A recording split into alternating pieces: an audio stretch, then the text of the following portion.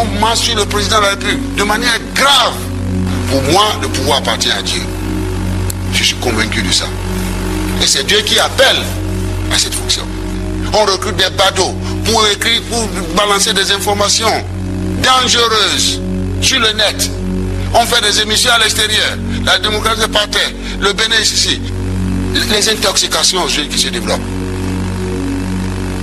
Les mensonges, des informations. On marche sur le président de la République de manière grave. On a besoin de vous dire ce qui se passe. Vous êtes mieux placé que moi. Les gens sont payés pour travailler à cela.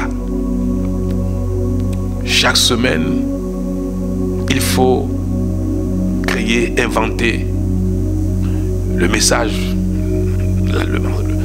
l'intox et le diffuser. Et parfois, ça paraît tellement vrai parce que c'est bien fait.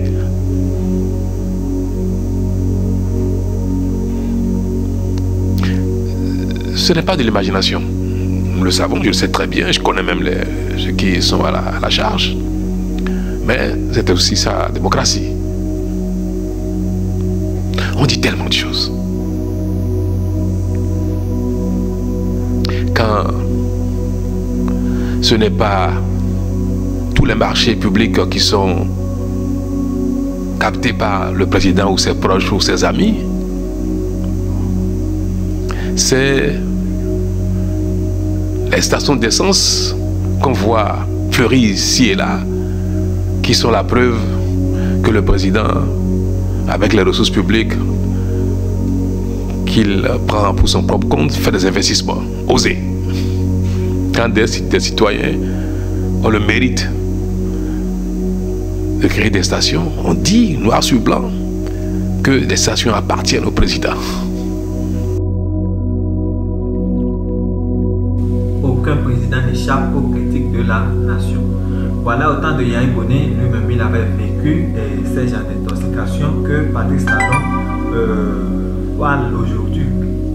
Donc Yahya Bonnet également avait vécu ces genres d'intoxication-là.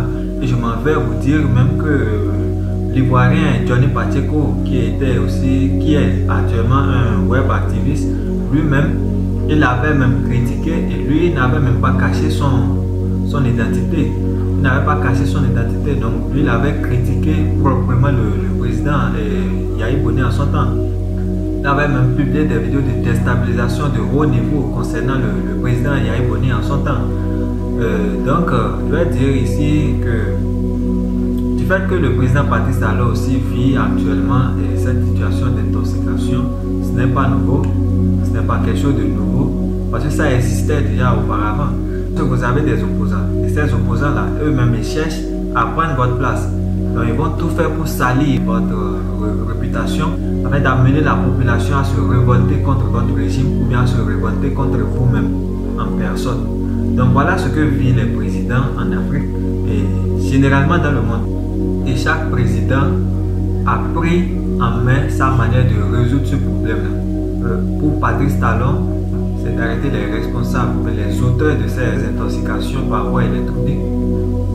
Pour Yahya Bonnet, en son temps, lui-même, il avait déployé des méthodes pour pouvoir mettre fin à cela. Maintenant, la question que je me pose, est-ce qu'il faut toujours arrêter ces gens-là ou bien les appeler pour discuter, puisque ces gens-là font souvent des reproches au pouvoir en place. Et ces reproches-là, on voit dans le contexte que ces reproches-là ont du sens.